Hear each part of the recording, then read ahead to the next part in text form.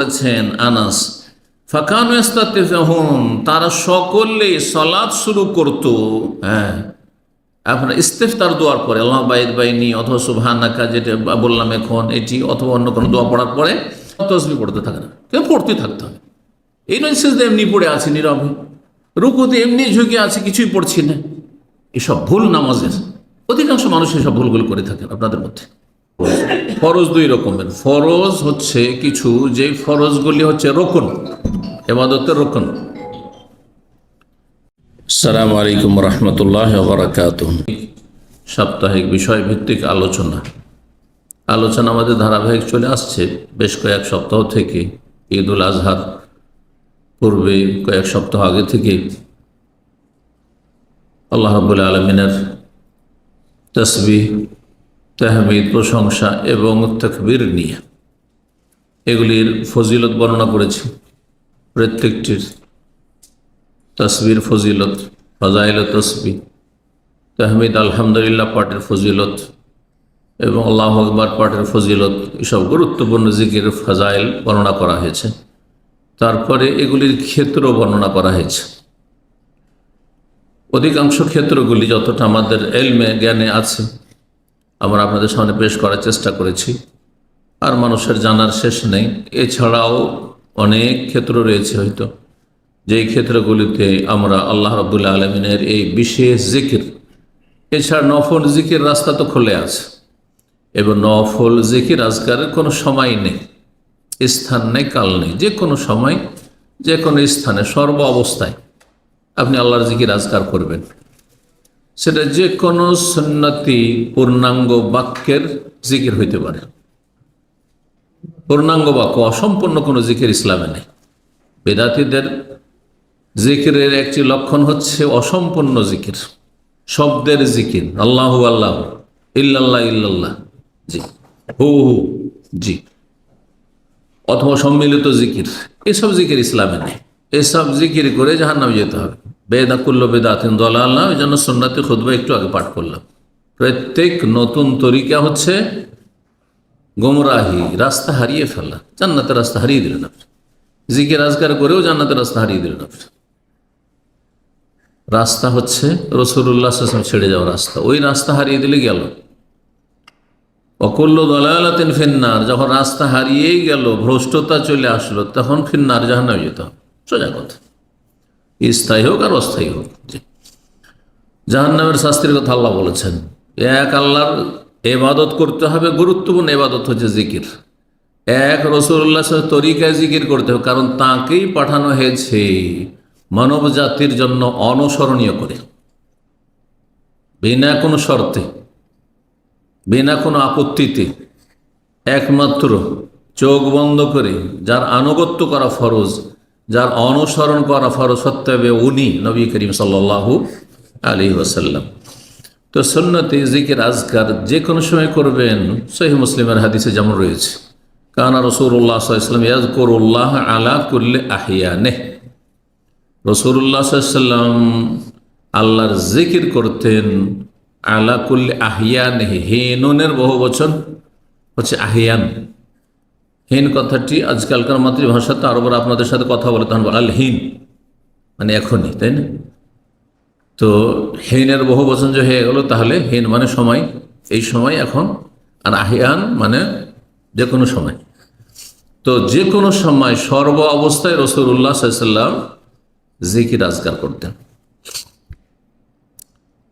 আর গুরুত্বপূর্ণ জিকির যেমন বললাম যে সুবহানাল্লাহ, আলহামদুলিল্লাহ, আর লা ইলাহা ইল্লাল্লাহ, আল্লাহু আকবার। এগুলি সবচেয়ে প্রিয় বাক্য এই চারটি আল্লাহ রাব্বুল আলামিনের কাছে। যেমন নবী সাল্লাল্লাহু আলাইহি ওয়াসাল্লামের একাধিক হাদিস, সহিহ হাদিস, এর আগে ফাজাইলে জিকির বা ফাজাইলে এইসব তসবির বা তাহমিদ বা তাকবীরের জিকিরে শুনিয়েছি।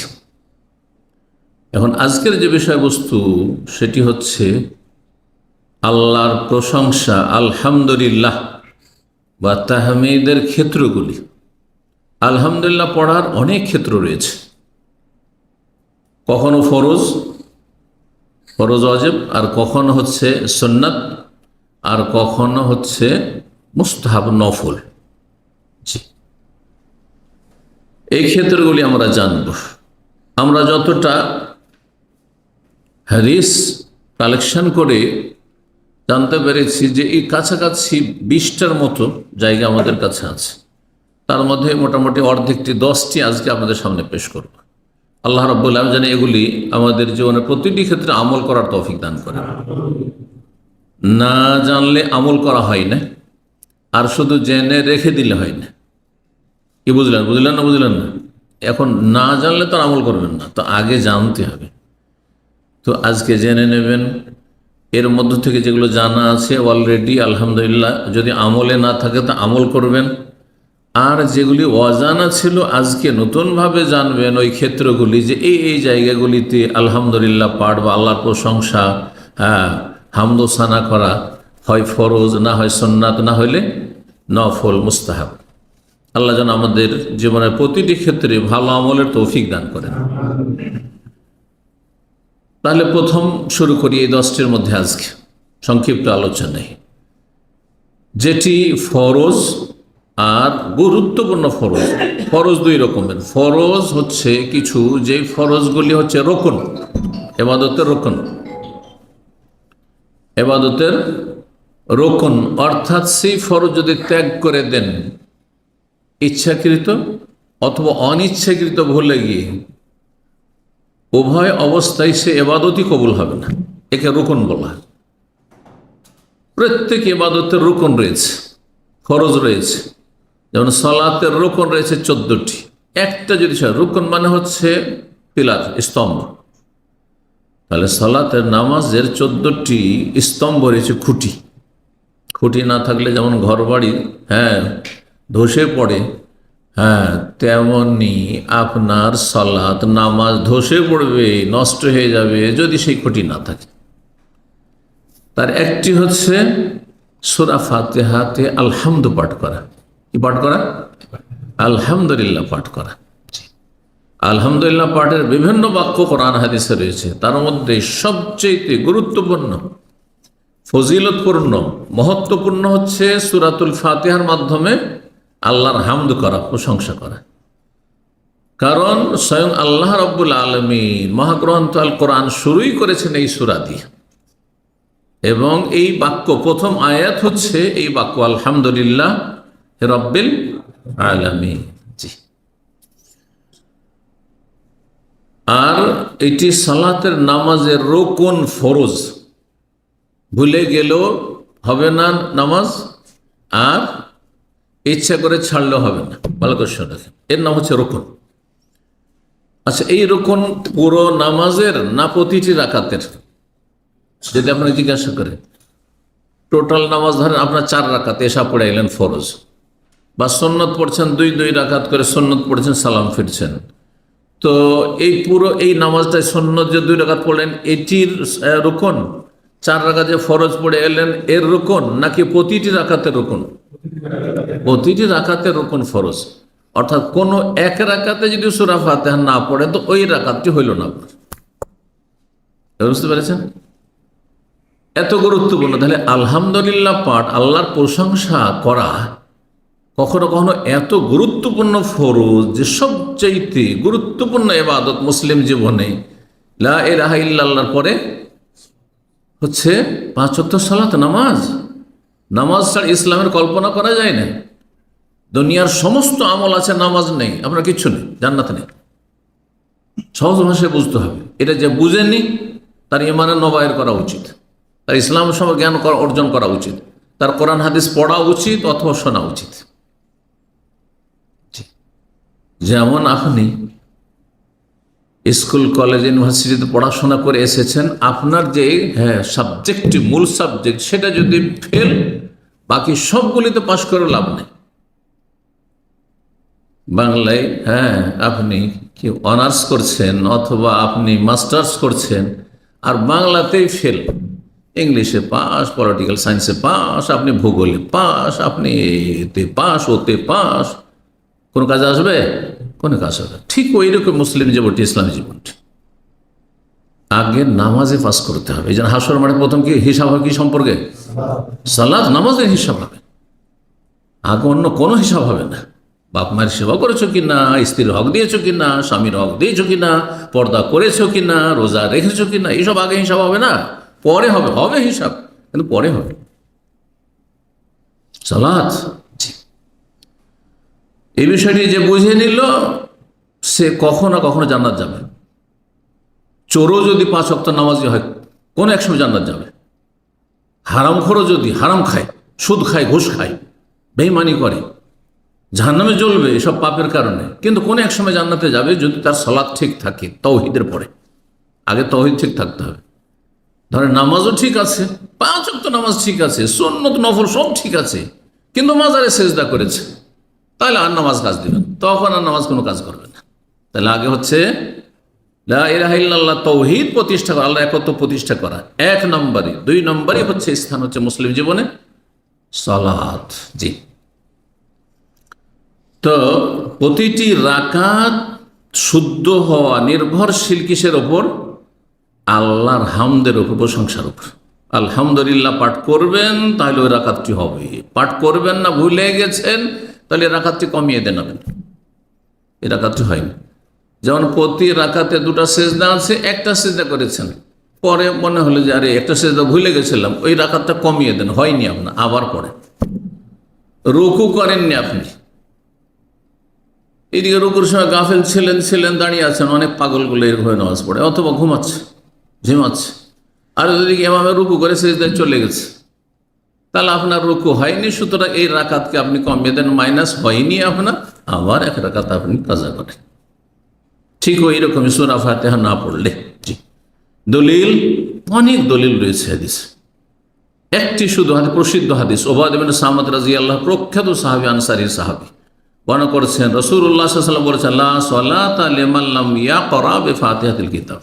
এমন কোন হাদিসের কিতাব নেই, যতগুলি নাম মুখস্থ আপনাদের কাছে আমার আছে, এমন কোন হাদিসের কিতাব নেই যাতে এই হাদিসটি নেই। প্রত্যেকটি হাদিসের কিতাবে, বুখারী, মুসলিম, আবু দাউদ, নাসাই, তিরমিজি, ইবনে মাজাহ, মুসনাদ আহমদ, আর আপনার যতগুলি হোক, মুয়াত্তা মালিক, মুয়াত্তা মুহাম্মদ, আর বাইহাকি, দারকুতনি, যা বলবেন আপনি, সমস্ত হাদিসের কিতাব আছে। শুধু সহিহ বুখারীর রেফারেন্সটা বলি, 714 নম্বর হাদিস সহিহ বুখারী, লা সালাতা মানে নামাজ নেই, নামাজের কোনো অস্তিত্বই নেই। লিমান লাম ইয়াকরা, ওই ব্যক্তির, যেই ব্যক্তি পড়ল না বেফাতিহাতুল কিতাব, সূরা ফাতিহা। সূরাতুল ফাতিহার একটি নাম হচ্ছে ফাতিহাতুল কিতাব, মানে আল কিতাবের সূচনা, শুরু। কোরআনে কারীম শুরু হচ্ছে এই সূরাতুল ফাতিহা দিয়ে, এই জন্য ফাতিহাতুল কিতাব। যে সূরা ফাতিহা পড়ল না তার নামাজ নেই, হয় না। কত গুরুত্বপূর্ণ এটা, 1 নম্বরে মনে রাখতে। অনেকে আছেন আরে শুনছেন তখন না একটা বাহানা, ওই ক্ষেত্রে কিছু দলিল আছে। মাগরিবের 2 রাকাতে শুনেছেন, এশার 2 রাকাতে শুনেছেন, ফজর 2 রাকাতে শুনেছেন, এই 6 রাকাতে শুনেছেন, বাকি জোহরে 4 রাকাতে কি শুনেন আপনি? ইমাম সাহেবের বোবার মতন আপনি দাঁড়িয়ে আছেন পেছনে। আসরে কি শুনলেন আপনি? মাগরিবের 3য় রাকাতে কি শুনলেন আপনি? এশার 3য় 4র্থ রাকাতে কি শুনলেন আপনি? এমনি দাঁড়িয়ে আছেন আপনি। এমনি দাঁড়িয়ে থাকা কোনো ইবাদতই না। সালাতে কিছু না কিছু পাঠ করতে হবে, এটি হচ্ছে শরীয়তের মৌলিক বিধান, মনে রাখতে হবে। এই জন্য ইমাম ইবনে হুসাইন রাহিমাহুল্লাহ বলছেন, লা সুকুতা ফিস সালাহ, নামাজে নীরবতা বলে কিছু নেই। নীরব থাকবেন ঠিক ওই সময়টাই, শুধু যেই সময় শুনছেন ইমাম সাহেবের কিছু, আর যখন শুনছেন না আপনার পড়ে যেতে হবে। আত্তাহিয়াত পড়া হয়ে গেছে, দুরুদ পড়া হয়ে গেছে, দোয়া মাসুরা 2-1টা মুখস্থ আছে যেগুলো প্রচলিত আপনার, ওইটি হয়ে গেছে, যে কোনো দোয়া পড়তে থাকতে হবে। আপনার 3 বার সুবহান রাব্বিয়াল আযীম হয়ে গেছে, ইমাম 10-20 বার পড়তে আছে, উঠছেই না, রুকু থেকে সিজদা থেকে সুবহান রাব্বিয়াল আলা পড়তেই থাকেন আপনি, বা অন্য তাসবিহ পড়তে থাকেন, কিন্তু পড়তে থাকতে হবে। এই নয় সিজদা এমনি পড়ে আছে নীরবে, রুকুতে এমনি ঝুঁকে আছে, কিছুই পড়ছি না। এসব ভুল নামাজের, অধিকাংশ মানুষ এসব ভুলগুলো করে থাকেন আপনাদের মধ্যে। যেহেতু সঠিক জ্ঞান ইসলামের নেই, তাহলে আপনি চিন্তা করুন, আপনার গুরুত্বপূর্ণ সালাত এইসব মাসাইল উপর নির্ভরশীল। লা সালাতা লিমান লাম ইয়াকরা বিফাতিহাতিল কিতাব, যে সূরা ফাতিহা পড়ল না তার নামাজ হয় না, জোহরের নামাজ হয় না। নামাজি 3 রকম, শুনে রাখেন। নামাজি কয় রকম? তিন রকম, কে বলতে পারে কি কি? ইমাম, একাকী অথবা মুক্তাদি। তিন শ্রেণীর নামাজিকে সূরা ফাতিহা পড়তে হবে। তিন শ্রেণীর নামাজির জন্যই হচ্ছে সূরা ফাতিহা পড়া। যেমন ইমামের জন্য ফরজ রকন, একাকী নামাজ পড়লেও ফরজ রকন, আর মুক্তাদি হইলেও ফরজ রকন। এটি হচ্ছে সঠিক কথা, এটি হচ্ছে দলিল সম্মত কথা। আল্লাহ বুঝার আমল করা তৌফিক দান করেন। গোঁড়ামি করবেন না। আপনার কোন ইমামের ব্যক্তিগত মত আপনাকে নাজাত দিবেন না। আপনাকে রাসূলুল্লাহ সাল্লাল্লাহু আলাইহি ওয়াসাল্লামের ইক্তেদা, অনুসরণ আপনাকে নাজাত দিবে, মুক্তি দেবে। নবীর তরিকায় চলতে হবে। আমি ইমামকে ভালোবাসি, কিন্তু ইমামের চাইতে কাকে বেশি ভালোবাসি? হ্যাঁ, রাসূলুল্লাহকে ভালোবাসি, রসুলের হাদিসকে ভালোবাসি। কথা বোঝা গেছে না? জি। আপনাদেরকে ভালোবাসি, আপনাদের চাইতে বেশি আমার রবকে ভালোবাসি, আমার রবের রসুলকে ভালোবাসি, কিতাবকে ভালোবাসি, দলিলকে ভালোবাসি। বাপ মাকে কে ভালোবাসে না? কিন্তু বাপ মা যদি দলিল বিরোধী কথা বলে তো বাপ মায়ের চাইতে বেশি দলিলকে ভালোবাসে। কথা বোঝা গেছে না? এটা হচ্ছে একজন মুসলিমের আদর্শ। সুতরাং এই ক্ষেত্রে আপনি ইমামের অন্ধ তকলিদ করলেন না, মানে বেয়াদবি করে দিলেন, এটা মূর্খতার পরিচয় না। আপনার জন্য এটা ফরজ করা হয়নি, আপনার জন্য ফরজ করা হয়েছে ওহী মানতে হবে, এটা ফরজ করা হয়েছে। 2 নম্বর ক্ষেত্র, যেখানে আল্লাহর হামদ ও সানা, প্রশংসা করা সুন্নাত, ফরজ না হলে কি সুন্নাত, সেটি হচ্ছে তাকবীরে তাহরিমার পরে যেটি পড়েন সেখানে। কি? আবদা নামক একজন তাবেঈ তিনি বর্ণনা করেছেন, আন্না ওমর ইবনে খাত্তাব রাদিয়াল্লাহু তাআলা কানা ইয়াজহারু বিহাউলাইল কালিমাত। ওমর রাদিয়াল্লাহু তাআলা আনহু তার খেলাফত আমলে যখন সালাত পড়াইতেন তো মানুষকে শিক্ষা দেওয়ার জন্য এই বাক্যগুলি যা আসছে, এই বাক্যগুলি উচ্চ স্বরে পাঠ করতেন। অথচ সুন্নত হচ্ছে মনে মনে পড়া। তাহলে বোঝা গেল কখনো কখনো শিক্ষাদানের জন্য, মানুষের তালিমের জন্য যেটা নীরব মনে মনে পড়তে হয়, জোরে পড়া যাবে। এই জন্য জানা যায় যে কেউ কেউ উচ্চস্বরে সূরা ফাতিহা পড়ে জায়েজ, কিন্তু সুন্নত হচ্ছে মনে মনে পড়া। যেন আরব দেশে জানা যায় সূরা ফাতিহা মনে মনে পড়া হচ্ছে, যেমন দরুদ পড়া হচ্ছে আর জানাজার দোয়া আল্লাহুম্মা গফির লাহুনা পড়া হচ্ছে, এটি হচ্ছে সুন্নাত। কিন্তু উচ্চ স্বরে যদি দেখা যায় যে মানুষ জানে না, সেই জন্য আমি একটু শুনিয়ে পড়বো, তো জায়েজ। তো ওমর রাদিয়াল্লাহু তাআলা এই বাক্যগুলি উচ্চ স্বরে পড়তেন, হ্যাঁ, সশব্দে পড়তেন। কি বলতেন তিনি তাকবীর তাহরিমা পরে? সুবহানাকা, তসবির আলোচনা বলেছি। আল্লাহুম্মা ওয়াবিহামদিকা, হে আল্লাহ তোমার প্রশংসার সাথে সাথে, যে ওয়াবিহামদিকা সে আলহামদুলিল্লাহ দিয়ে হোক, আল্লাহুল হামদ দিয়ে হোক, আর ওয়াবিহামদিকা দিয়ে হোক, আল্লাহর প্রশংসা করলেন না? জি। তো আল্লাহর হামদের তাহমিদ পাঠের এটি একটি ক্ষেত্র। ওয়া তাবারাকা ইসমুকা, বরকতময় তোমার নাম, হে আল্লাহ। ওয়া তাআলা জাদ্দুকা, তোমার মর্যাদা সুউচ্চ সুমহান। ওয়া লা ইলাহা গায়রুকা, তোমার ছাড়া কোনো সত্য মাবুদ নেই। আর এই হাদিসে কাতাদা রাদিয়াল্লাহু তাআলা আনহু বর্ণনা করে বলছেন যে ওমর রাদিয়াল্লাহু লিখে পাঠালেন তার কাছে, আনাস বিন মালিকের উদ্ধৃতি দিয়ে বর্ণনা করে যে তিনি হাদিস বর্ণনা করেছেন, সাল্লাতু খালফান নবী, আমি নবী সাল্লাল্লাহু আলাইহি ওয়াসাল্লামের পিছনে সালাত পড়েছি। আবু বকরের পিছনে আবু বকরের পিছনে আমি মুক্তাদি হয়ে নামাজ পড়েছি। ওমরের পিছনে পড়েছি ওসমান, তিন খলিফা। নবী সাল্লাল্লাহু আলাইহি ওয়াসাল্লাম পিছনে মুক্তাদি থেকেছি, আবু বকরের খেলাফত আমলে তার পিছনে মুক্তাদি থেকেছি, ওমর আমিরুল মুমিনিনের পিছনে আমি মুক্তাদি হয়ে নামাজ পড়েছি, আর ওসমান রাদিয়াল্লাহু তাআলার পেছনে মুক্তাদি হয়ে নামাজ পড়েছি। দীর্ঘ সময় তাহলে পেয়েছে, দীর্ঘ সময় পেয়েছে। রাসূলুল্লাহ সাল্লাল্লাহু আলাইহি ওয়াসাল্লামের পরে অনুসরণীয় হচ্ছেন খোলাফা রাশেদিন 4 জন, তার মধ্যে 3 জনের মুক্তাদি হয়ে নামাজ পড়েছেন আনাস। ফাকানু ইস্তাতিফুন, তারা সকলেই সালাত শুরু করত, আপনার ইস্তিফতার দোয়ার পরে, আল্লাহ বাইদ বাইনি অথবা সুবহানাকা যেটা বললাম এখন এটি, অথবা অন্য কোনো দোয়া পড়ার পরে, ইন্নী ওয়াজহাতু ওয়াজহিয়া, এটি এসব পড়ার পরে কি দিয়ে শুরু করতেন? আলহামদুলিল্লাহ রাব্বিল আলামিন। তো আলহামদুলিল্লাহ রাব্বিল আলামিন সূরা ফাতিহা তেও যেমন রয়েছে ঠিক তেমনই কিসে রয়েছে? সানাতেও সুবহানাকা আল্লাহুম্মা ওয়া বিহামদিকা রয়েছে। সহিহ মুসলিমের 606 নম্বর হাদিস। এছাড়া রাসূলুল্লাহ সাল্লাল্লাহু আলাইহি ওয়াসাল্লাম, সহিহ মুসলিমের হাদিস রয়েছে 943 নম্বর হাদিস। হাদিসের আগে শুনিয়েছে, ফাজাইলে তাকবীরে বা ফাজাইলে তাসবিহ তো শুনিয়েছে, কারণ তিনটি কথাই তাতে রয়েছে। একবার নবী সাল্লাল্লাহু আলাইহি ওয়াসাল্লাম সালাত পড়াচ্ছেন, পেছন থেকে একজন সাহাবী এসে সালাত শুরু করলেন আর তাকবীরে তাহরিমা দিয়ে বলছেন আল্লাহ আলহামদুলিল্লাহ, কি বললেন? আল্লাহু আকবার কাবীরা ওয়া আলহামদুলিল্লাহি কাসীরা ওয়া সুবহানাল্লাহি বুকরাতাও ওয়া আসীলা। নবী সাল্লাল্লাহু আলাইহি ওয়াসাল্লাম সালাম ফিরলেন। সালাম ফেরার পরে বললেন মানিল মুতাকাল্লিমু আনিফান, একটু আগে কে যেন কিছু বাক্য বলছিল, কে তোমাদের কেউ ছিল? অনেকে ভয়ে ভীত, যে ভুলই করলো না কিন্তু লোকটি ভয়ে আছে, ভয়ে বলছে আনা ইয়া রাসূল, আমি বলেছি। নবী বলছে আজেব তো লাহা, আমি এই বাক্যটির জন্য আমি আজকে অবাক হয়েছি, আজকে আমি অবাক হয়েছি, আশ্চর্য হয়েছি।